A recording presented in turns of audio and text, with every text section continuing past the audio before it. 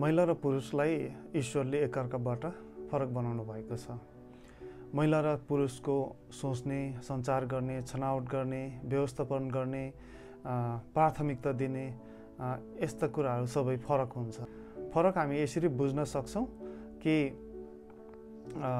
पुरुषहरू चाहिँ मम हो भनेदेखि महिलाहरू चाहिँ चाउमिन। अर्को उदाहरण हामीले हेर्नु पर्यो भने पुरुषहरूलाई चाहिँ इँटा हामी भन्न सक्छौँ र महिलाहरूलाई चाहिँ बालुवा, सिमेन्ट र पानीले बनेको मसला हामी भन्न सक्छौँ। र महिला र पुरुषको बिचमा यतिका भिन्नता छ। तर एउटा पर्खाल निर्माण गर्दाखेरि हामीलाई इँटाको जरुरत पर्छ र मसलाको जरुरत पर्छ।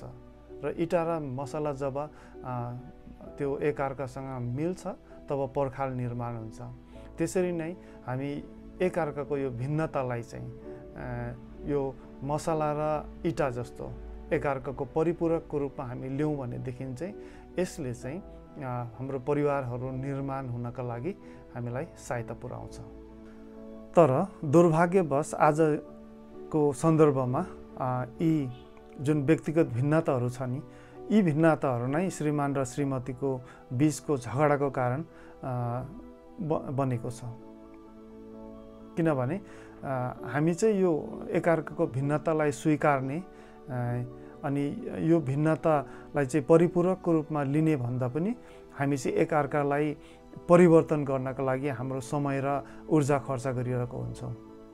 एकअर्कालाई हामी परिवर्तन गर्नको साटा हामी एकअर्काको परिपूरकको रूपमा हामी यदि लिन्छौँ भनेदेखि आज श्रीमान र श्रीमतीको बीचको द्वन्द्वहरू चाहिँ घटेर जानेछ। यदि हामीले यो हाम्रो भिन्नताहरूलाई चाहिँ एकअर्काको परिपूरकको रूपमा हामी लिन्छौँ भनेदेखि चाहिँ यी भिन्नताको बीचमा पनि विवाहहरू सफल हुन सक्छ।